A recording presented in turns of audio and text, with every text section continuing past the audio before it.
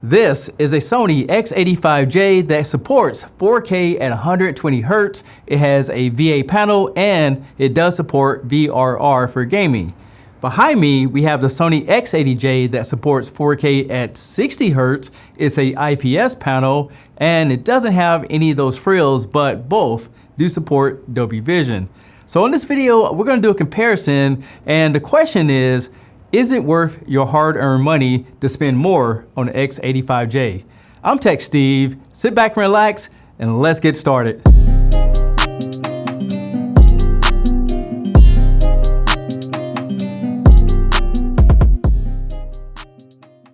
On this video, we're going to focus more on the differences between the two models to see if it's worth the extra money that you're going to pay. Now, if you're interested, I did make a full video on both televisions that you can go take a look at, and I'll put all that in the description below. Now, first of all, the X85J is a more expensive TV. I'm talking both of these are 43-inch.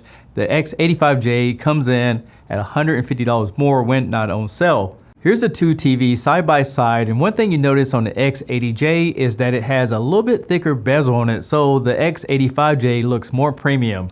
And this goes for the frame that goes around the whole entire TV until you get to the bottom where the Sony logo is. But the interesting thing is the X85J has this slot below the logo that serves no purpose whatsoever, and that's something that you don't find on the X80J. And when it comes to the rear panel, the TV looks almost identical except for the X85J. I noticed there's a venting slot on the back of it that the X80J doesn't have. And since both TVs are almost identical, I just wonder why one has the slot, which unless I took it apart, I wouldn't know why it's there, but it's there.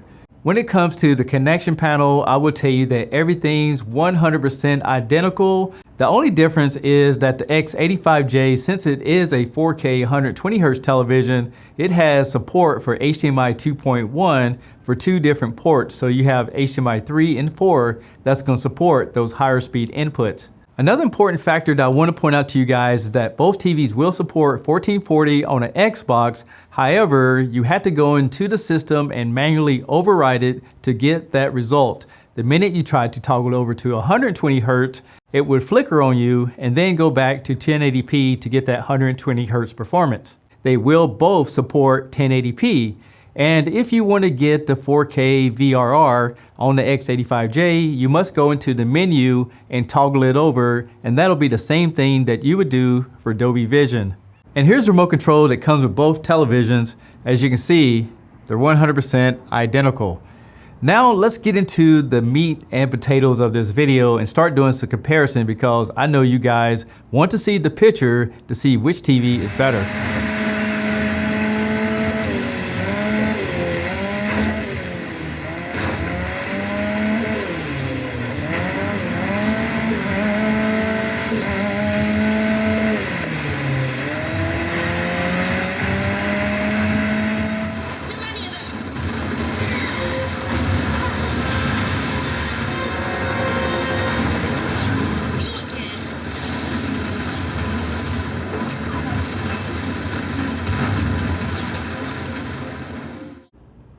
This is confusing because I know VA panels have better contrast. It's just in all the specs of everything, right? The IPS panels are known to be brighter, more colorful, and have better viewing angles, which is still true. And they do have the issue with blooming around logos and things like that, which is still true. But the contrast of the X80J seems to be better to me than the X85J. And that's something I can't put my finger on. So let you guys know, I set up both TVs, factory settings, standard mode, everything's identical from the manufacturer, from the same vendor, and these are the results that I get. Let's watch another demo and let's talk about it a little bit more.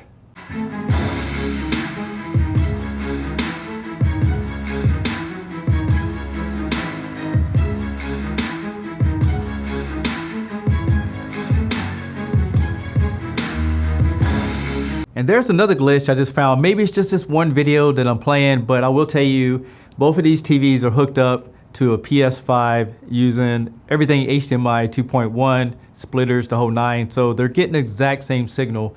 And right there on the horse, You can see right there by its legs, it's really saturated. Where's that coming from? Huh.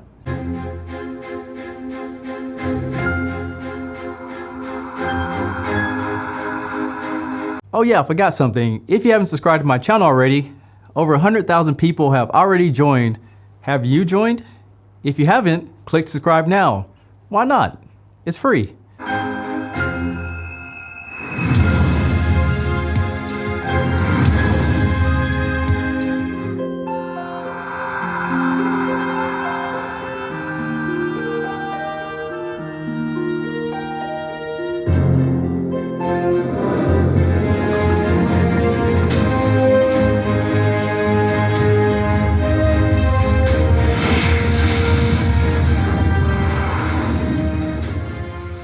So I want to show you guys that demo because it has all these black levels and these rich colors, and I think the X85J VA panel was really kicking the X80J's butt until we got to the saturation colors once again. It's just, I don't know if it just can't handle it or it's just an IPS thing, but it just seems that the VA panel just wasn't doing as good. And I can't wait to compare this TV with some other models. I think you guys wanted to see it against like a Samsung 60A or something like that. So we'll check that out in the near future. But now let's jump into some of the more detailed tests so we can really dive into what it looks like side by side under a microscope. The first thing we want to test is the viewing angles. Using a cell phone, you can see I went to both sides of the television, and the X85J is not doing as good a job as the X80J, and that's due to having an IPS panel.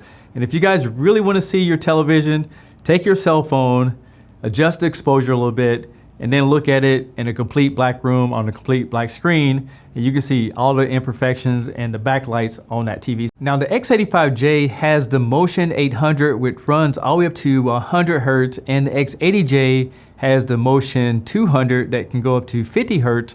And you can see this is where the motion on the X85J is doing a better job if you look at that top line. So I'm gonna give this to the X85J. Once again, I want to show you guys the settings on both television. I have them in standard mode. Everything's turned off in the TV, motion, automatic dimming, everything. And you can see that the X80J panel is just darker. Even the menu system is darker for some reason.